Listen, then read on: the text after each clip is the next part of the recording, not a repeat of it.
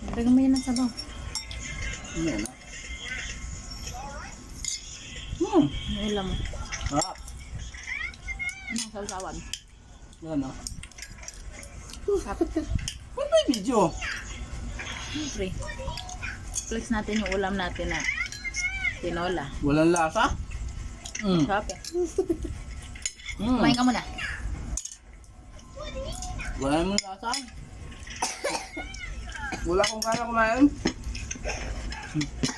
Hindi ko napakasarap ng luto mo. Kaya ayaw ko kumain ng kumain kasi napaparami yung kain ko kasi masarap ka talaga magluto. Lagyan mo ng kuan ng gulay. Kaya ng ano, ang sabaw kasi masarap ko eh. Hugot-hugot eh. Grabe kong siluto sa kain ko. Busin mo yun ah. Sayang. Ayaw mo na ba? Hindi ko kaya ubusin to. Busog na ako. Lapit na sa kanya. Gusto niya ng sabaw. Ha, hindi ko kaya ubusin yan. Saan naman magkulang na tira niyan? Gusto mo yung baon mo kanina? Kulang pa nga eh. Wow, ang sarap ng buhay mo. No? Gigising ka na lang. Tapos may baon. May ulam. Siyempre, may misis na tagaluto. O, di mo tinakpan yung kanina. Ay, nakalagay na sa baonan yung kanina. Hindi ko lang sa baon na yan. Diba pagka may nagluluto ang Ay, misis? nagtira ka? Wala.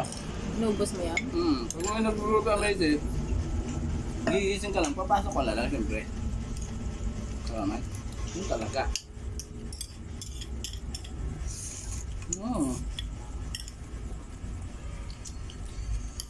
Napakasarap na ng luto mo, no? Tinola. Sabaw pa lang. Chew! Diba, naubos niya na. Sabi niya, di niya kayang ubusin. Hindi ako Ayun, nag-ubos buto. yan. Ayan yung sausawan niya, suka. Hindi ako nag-ubos. Tinikman ko lang yun eh. Sabi niya, di daw siya gutom. Ayun yung di gutom. Ubus niya. Ubus niya yung sabaw. Tinikman ko Kasi nga na yan. sausawan, no? Ako gumawa niya. Tinikman ko lang yan. Ayun o, ikaw nga kumain ng mga buto na yan. Hindi naman ako kumain, ikaw. Piling ka. Sino ba kumain yan? Ako, hindi naman ako ah. Ayan eh. Sino gumawa niyan? Naubos mo yung isang mangko. Sarap. Ubus, taog. Wala talagang tira. Walang sayang eh. Diba? Bye.